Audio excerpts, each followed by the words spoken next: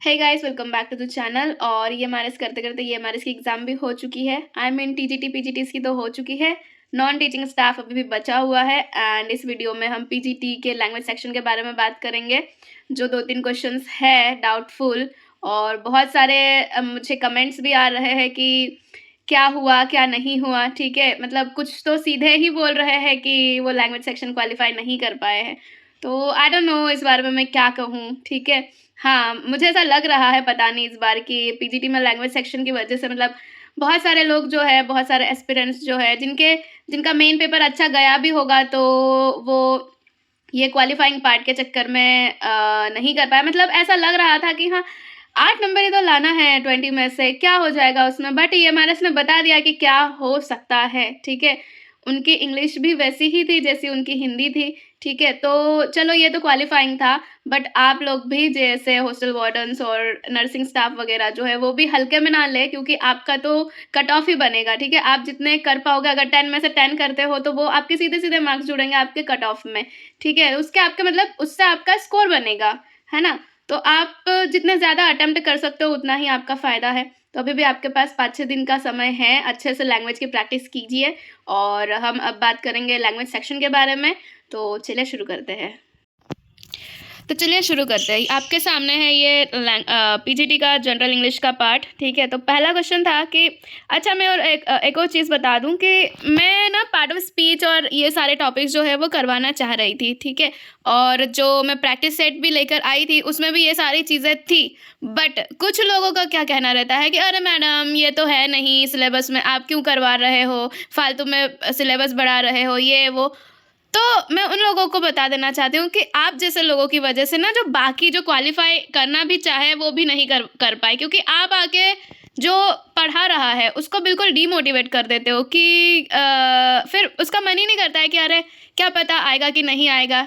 पर जो ऐसे लोग हैं उनको मैं कहना चाहती हूँ कि फालतू में ना दूसरों के कमेंट, मतलब जो पढ़ा रहा है या जो किसी दूसरे की मदद कर रहा है उनको जाके डीमोटिवेट आप बिल्कुल ना करें। ठीक है, तो अब हमारे पास में जो नॉन टीचिंग स्टाफ है वो बचे हुए हैं, तो उनसे रिक्वेस्ट है कि प्लीज़ जो सिलेबस है, अगर उससे बाहर भी कुछ जा रहा है ना तो थोड़ा चलता है। ठीक है, आप अगर पढ़ लोगे तो इसमें आपका नुकसान नहीं है। हाँ, नहीं पढ़ोगे तो ज़रूर आपका नुकसान है, पर पढ़ लोगे तो इसमें आपका कोई नुकसान ही नहीं है। आप और इस अच्छा है कि आपको कुछ नई चीज़ें पता चल रही है। ठीक है, तो देख लो, पहला question he part of speech से। और डिट्टो मुझे तो लगा ही था कि जो लास्ट टाइम पूछा, मतलब लास्ट टाइम का जैसा पेपर रहा होगा वैसा ही पेपर देंगे, तो पार्ट ऑफ स्पीच भी आ गया है इसमें। और पहला क्वेश्चन कह रहा है कि Kamala was all alone when I saw her में ऑल जो है वो कौन सा पार्ट ऑफ स्पीच हो जाएगा? क्या वो एडजेक्टिव है, कंजंक्शन है, प्रोनाउन है या एडवर्ब है?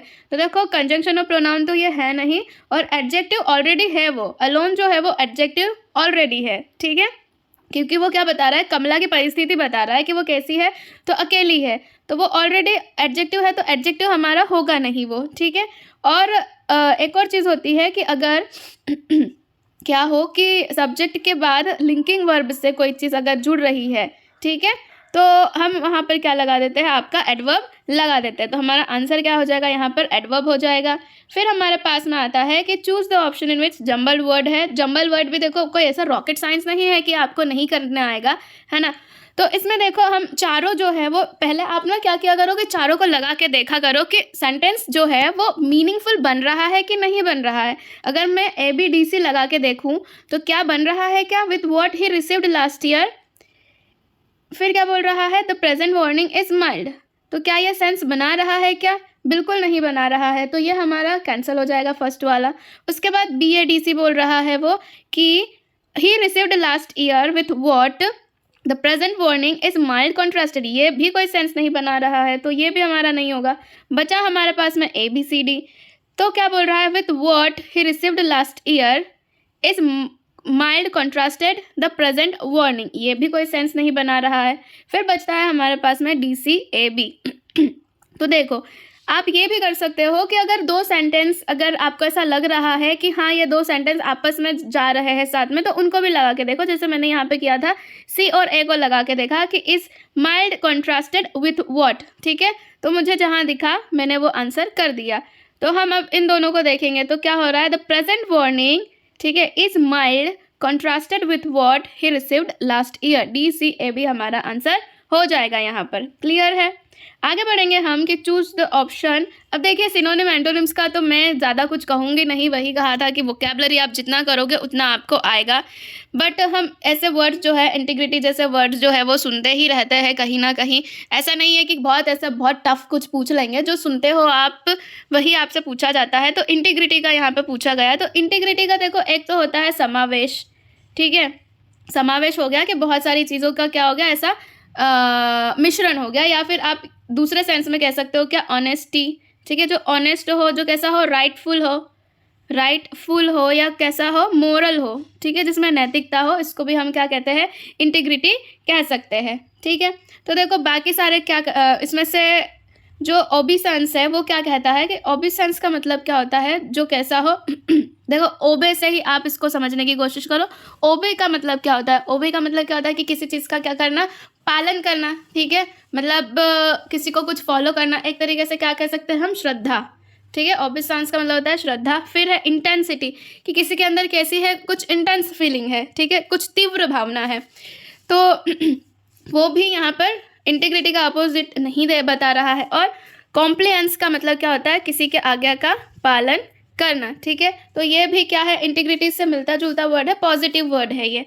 बचा क्या हमारे पास ना, फ्रेजिलिटी। तो फ्रेजिलिटी का अर्थ क्या हो गया, जो कैसा हो, फ्रेजाइल हो, मतलब फट से कुछ आपसे कुछ कहा गया और आपने कुछ बक दिया, टूट गया हो, मतलब जिसमें क्या है क्या कह सकते हैं हम कि भावनाओं की कमी है, मतलब बहुत जल्दी वो कैसा हो जाता है, किसी के बहकावे में आ जाता है, ठीक है। कुछ मोरली कुछ गलत करने के लिए वो कैसा है, रेडी है, तत्पर है। तो यहाँ पर हम इंटीग्रिटी का जो अपोजिट है वो किसको लगा सकते हैं, हम फ्रेजिलिटी को लगा सकते हैं, ठीक है। क्लियर है। आगे है one of the parts of the following sentence, error find out करना है हमको कि on my way to school I found. अब देखो यहाँ पे अ दिया हुआ है, ठीक है, इसी से हमको पता करना है कि आगे का सेंटेंस क्या बनेगा। तो यहाँ पर एक नोट की बात की जा रही है, एक 50 रुपये का नोट है, ठीक है। तो यहाँ पर हमारा आंसर क्या हो जाएगा, सीधा सीधा यहाँ पर एस नहीं आएगा, सिर्फ वो रुपये हो जाएगा, क्योंकि एक 50 रुपये का नोट है, तो हम उसको क्या कहेंगे, रुपये कहेंगे, ठीक है। क्लियर है। आगे बढ़ेंगे, choose the option which correctly fills in the blanks. This national highway runs dash hill and plain. क्या हिल्स और प्लेन के नीचे से जाता है, क्या वो इंटू मतलब घुस जा रहा है हिल और प्लेन के बीच में, या फिर अबव उड़ता हुआ जा रहा है। अबव मतलब जो सरफेस से टच ना करे, अबव रहे, आपके सर के ऊपर है, जैसे फैन है मेरे ऊपर, तो अबव माय हेड, तो वो ऊपर है, मेरे सर से टच नहीं हो रहा है। तो क्या हाईवे जो है वैसे उड़ता हुआ जाएगा क्या, हिल्स और पहाड़ी और प्लेन्स मैदानों में से, ठीक है, नहीं। तो यहाँ पर आंसर क्या हो जाएगा हमारा, ओवर, की जो नेशनल हाईवे है वो हिल्स और प्लेन्स के क्या करता हुआ जा रहा है, मतलब सतह के ऊपर से जा रहा है, ठीक है। आ रही है बात समझ में। आगे है हमारे पास ना फास्टिडियस। तो देखो फास्टिडियस का मतलब क्या होता है, यहाँ पर क्या बताया उन्होंने, नियरेस्ट मीनिंग आपको पता करना है, यानी कि सिनोनिम पता करना है। तो फास्टिडियस का मतलब कैसा हो, जो प्रिसाइज हो, बिल्कुल, जो बहुत चूजी हो, पिकी हो, जो कुछ कर रहा हो ना तो बहुत परफेक्शनिस्ट, मिस्टर आमिर खान हो वो, ठीक है। तो फास्टिडियस का मतलब क्या, फैशनेबल हो जाएगा, तो नहीं। क्या स्ट्रांग हो जाएगा, नहीं। ताकतवर, नहीं। क्या फास्ट हो जाएगा, नहीं। बचा क्या हमारे पास में, मेटिकुलस। तो मेटिकुलस का मतलब ही क्या होता है, फास्टिडियस होता है, ठीक है। आया समझ में। आगे बढ़ेंगे हम, identify the clause find out करना है यहाँ पर। तो क्लॉज में क्या बोला है कि that he would score a century is almost certain. तो क्या सर्टन है कि वो क्या करेगा, क्या सर्टन है, मतलब यहाँ पर देखो इज ऑलमोस्ट सर्टन को ना किसी और की ज़रूरत नहीं पड़ रही है यहाँ पे, बल्कि क्या हो रहा है किसी और को इसकी ज़रूरत पड़ सकती है, इसको किसी और की ज़रूरत नहीं पड़ेगी। तो ये कैसा है, इंडिपेंडेंट क्लॉज है, ठीक है। तो यहाँ पर क्या हो जाएगा हमारा, प्रिंसिपल क्लॉज बन जाएगा। और ये जो पहला वाला पार्ट है ना, ये हमारा हो जाता है नाउन क्लॉज। तो अगर ये पूछ रहा होता कि that he would score a century, तो ये हमारा नाउन हम लगा सकते थे, बट हमसे दूसरी चीज़ पूछी हुई थी, तो हमारा यहाँ पे प्रिंसिपल क्लॉज हो जाएगा। आगे है हमारे पास में क्या, सेंट जेम्स इज। अब देखो यहाँ पर आप लोगों के बहुत डाउट्स होंगे, क्योंकि हमने जस्ट आर्टिकल पढ़ा हुआ है, एंड आर्टिकल पिछली बार भी आर्टिकल ने जो है वो बहुत लोगों की पिक्चर ख़राब की थी, ठीक है। मैं वैसे नहीं हंस रही हूँ यहाँ पर, कि मतलब it's a sarcasm, sarcastic laugh कह सकते हैं आप इसको, है ना। तो पिछले साल भी इस आर्टिकल ने ही बहुत सारे लोगों के करियर को ख़त्म कर दिया था, इस बार भी वही हो सकता था, बट अगर आप इसको ध्यान से पढ़ते ना तो आप आराम से इसको क्लियर कर सकते थे। देखो चर्च की बात मैंने कही थी कि अगर चर्च है, स्कूल है, अगर हम वहाँ पर उस पर्पस के लिए, जैसे चर्च में आप प्रे करने के लिए जा रहे हो तो तब हम द का इस्तेमाल नहीं करेंगे या कोई भी आर्टिकल का इस्तेमाल नहीं करेंगे। बट अब यहाँ पे वो बात कर रहा है कि जो सेंट जेम्स चर्च है ना वो मेरे रेसिडेंस के पास में है, ठीक है। वो चर्च में जाने की बात नहीं कर रहा है, वहाँ पे जाके उसका जो पर्पस, चर्च का जो पर्पस है वो नहीं करने जा रहा है। वो बता रहा है कि जो सेंट जेम्स चर्च है ना, जो सेंट जेम्स चर्च है वो मेरे घर के पास में है। तो यहाँ पर हम क्या लगा देंगे, यहाँ पर द हम लगा देंगे, ठीक है, क्लियर है। आगे है कि अब इसमें भी देखो दो वर्ड्स ऐसे थे, वॉइस चेंज करना है कि I gave you a pen last year. तो यहाँ पर देखो दो ऑप्शंस बनते हैं, you were given a pen by me last year या फिर a pen was given to you last year. तो देखा जाए तो दोनों ही ग्रामेटिकली सही है, ऐसा नहीं है कि आप क्या कर सकते हो गलत इनमें से कुछ करके आओ। हाँ, अगर यहाँ पर ऐसा ऑप्शन होता कि मोर देन अबव का ऑप्शन होता तो आप उसको कर सकते थे, बट हम इसमें से किसको चूज़ करेंगे। तो देखो यहाँ पर जो बाय मी वाला है ना, वैसे तो बाय मी वाले बहुत सारे ऐसे सेंटेंस है जिसको आप नहीं, मतलब बहुत बार बाय मी नहीं भी आता है तो भी सेंटेंस जो है वो सही रहता है, ठीक है। बट यहाँ पर अगर हमको चूज़ करना है ना तो हम जो ये बाय मी वाला सेंटेंस है और यहाँ पर यू जो है उसको एम्फेसाइज किया जा रहा है। पेन को दो ऑब्जेक्ट है, यू और पेन, बट हमने यहाँ पर जो यू है ना उसको प्रेफरेंस दिया है, ठीक है। मे भी इस वजह से कि क्योंकि वो व्यक्ति है, पर्सन है, इस वजह से, ठीक है।